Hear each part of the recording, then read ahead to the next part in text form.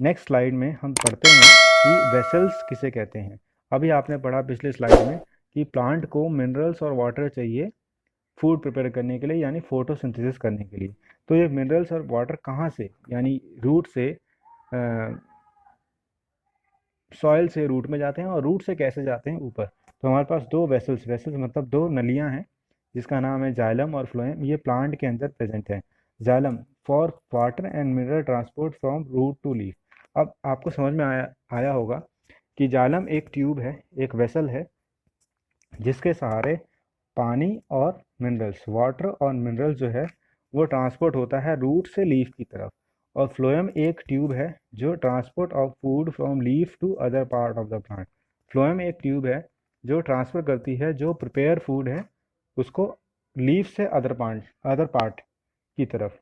तो जाइलम का नीचे से ऊपर ले जाना पानी को, रूट से लीफ की तरफ लेके जाना, और फ्लोएम का लीफ से फ्रूट फूड को अलग अलग पार्ट ऑफ प्लांट की तरफ ले जाना। अब हम दो सिचुएशंस पढ़ते हैं।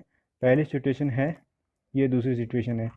पहले सिचुएशन में हमें पढ़ते हैं कि क्या होता है अगर इन प्रेजेंस ऑफ सनलाइट, अगर सन प्रेजेंट है तो क्या होता है, और दूसरा है सन प्रेजेंट नहीं है तो क्या होता है।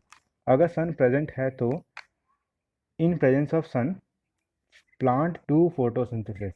अगर सन प्रेजेंट होता है तो फोटोसिंथेसिस की जो प्रोसेस है, जो फूड प्रिपेयर करने का प्रोसेस है प्लांट के अंदर, वो होता है।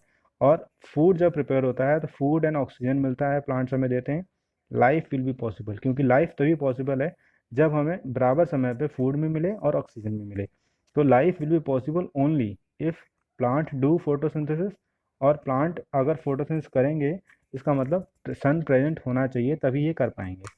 दूसरा कंडीशन है इन एब्सेंस ऑफ सन। अगर हमारे पास सूरज नहीं है, यानी रात का समय है, तो रात के समय पे क्या होगा, plant do not perform photosynthesis. तो प्लांट जो है वो फोटोसिंथेसिस नहीं करेंगे। फोटोसिंथेसिस नहीं करेंगे तो नो फूड नो ऑक्सीजन। जब फूड नहीं होगा और ऑक्सीजन नहीं होगा अर्थ के ऊपर, तो लाइफ वुड बी इम्पॉसिबल। तो लाइफ जो है वो बहुत मुश्किल से, लाइफ जो है वो हो ही नहीं पाएगी धरती पे। क्यों? क्योंकि एब्सेंस ऑफ सनलाइट मतलब, एब्सेंस ऑफ सन मतलब no photosynthesis, no food on oxygen, life would be impossible. In next slide, we are going to study other mode of nutrition in plant heterotrophic। अगर plant के पास chlorophyll नहीं है, अभी मैंने कहा था कि जिन प्लांट्स के पास यानी लीफ ग्रीन है वो क्लोरोफिल के जरिए फोटोसिंथेसिस करते हैं।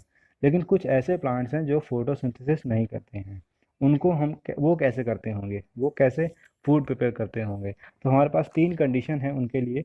एक है पैरासाइटिक, दूसरा है इंसेक्टिवरस प्लांट, तीसरा है सेप्रोफाइटिक।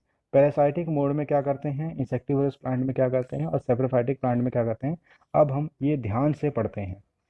तो सबसे पहले पढ़ते हैं parasitic plant. Parasitic plant, parasitic plant, yes, plant with no chlorophyll take their food from other plant और एनिमल्स। कुछ ऐसे प्लांट्स होते हैं, या कुछ ऐसे प्लांट्स होते हैं जिनके पास अपना क्लोरोफिल प्रेजेंट नहीं होता लेकिन उनको जीना है।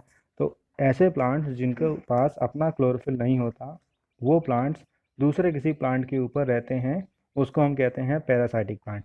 पैरासाइटिक प्लांट, अब देखिए ये एक कस्कुटा प्लांट है, ये देखिए एक डंडी है बीच में, ये मेन प्लांट है।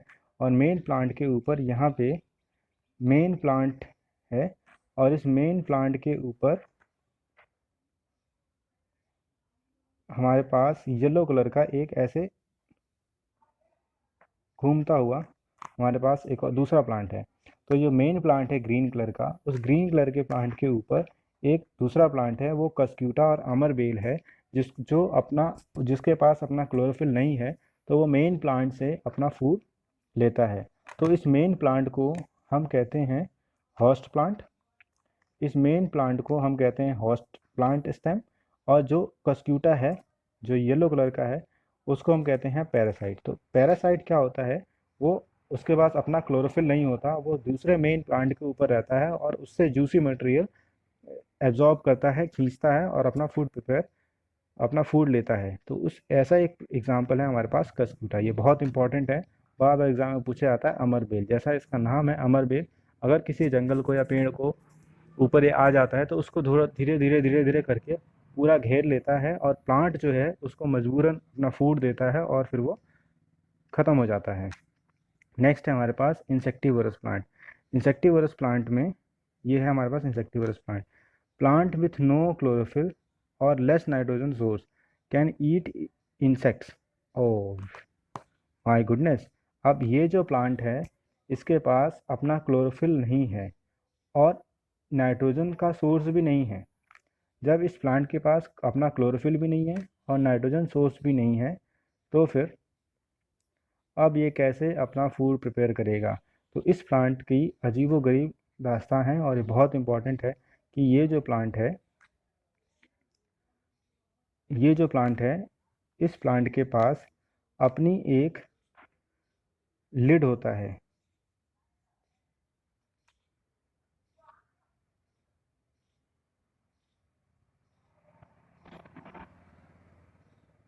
इस प्लांट के पास ये पिक्चर प्लांट है, ये रहा पिक्चर प्लांट। इसका ये लिड होता है, लिड मतलब ढक्कन, और ये इसका माउथ है जो ओपन एरिया है। अगर कोई इंसेक्ट इसके माउथ से यहाँ पे से एंट्री करता है तो ये लिड धीरे से, जैसे ही माउथ से नीचे अंदर की तरफ एंट्री करेगा पिक्चर के अंदर, तो ये लिड जो है वो धीरे से बंद हो जाएगी। जैसे ही बंद हो जाएगी तो ये जो पिक्चर प्लांट का जो लीफ है ये उस इंसेक्ट को अंदर घेर लेगा और इंसेक्ट एब्जॉर्ब हो जाएगा। एब्जॉर्ब मतलब सोख लिया जाएगा और उस इंसेक्ट्स के अंदर जो भी नाइट्रोजन सोर्स होगा, जो भी नाइट्रोजन होगा वो प्लांट एब्जॉर्ब कर लेगा। तो ऐसे प्लांट्स जिनके पास अपना क्लोरोफिल नहीं होता और नाइट्रोजन का सोर्स भी नहीं होता वो इंसेक्ट्स को खाते हैं, उनको हम इंसेक्टिवोरस प्लांट कहते हैं। अब है सेप्रोफाइटिक प्लांट। सेप्रोफाइटिक प्लांट में plants which eat dead and decay organic matter.